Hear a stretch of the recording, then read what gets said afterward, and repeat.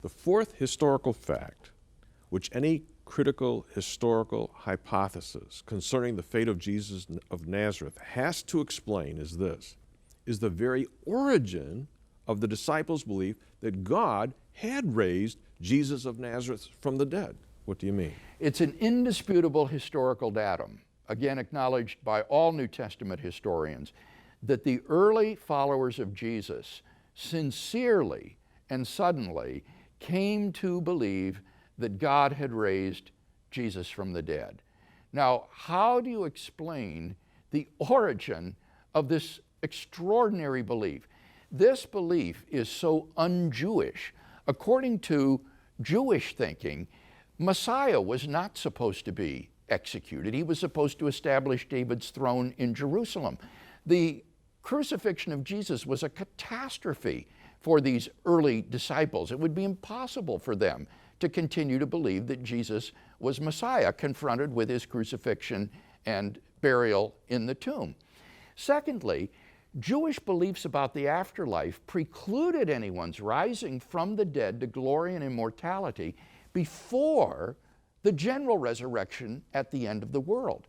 Confronted with Jesus' suffering, death, and entombment, the disciples could at most have preserved their master's tomb as a shrine where pilgrimages might be held and where they would await for the general resurrection at the end of the world, when they and their master would be united in the kingdom of God. But they wouldn't come to believe that he was already risen from the dead, contrary to Jewish thinking and their own plain eyesight.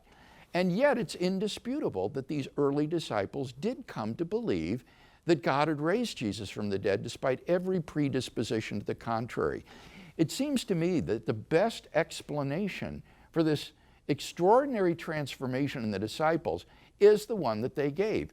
God raised Jesus from the dead, and that made it possible to believe that Jesus was Messiah after all, and they saw Jesus' resurrection then as the forerunner of our own general resurrection, which would take place at the end of the world.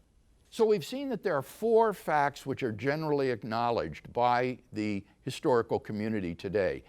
The only question is, how do you best explain these? Well, down through history, skeptical scholars have offered various hypotheses, like the disciples stole the body or Jesus wasn't really dead. And all of these have been universally rejected by contemporary scholarship. The fact is that there just isn't any plausible, naturalistic explanation of these facts. And therefore, I think the Christian is well within his rights in believing that God raised Jesus from the dead, and that Jesus therefore was who he claimed to be.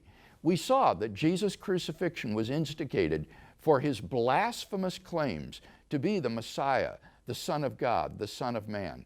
If this man has been raised by God from the dead, then God has publicly and unequivocally vindicated those allegedly blasphemous claims for which he was crucified. So that the resurrection of Jesus is God's divine imprimatur vindicating who Jesus really was.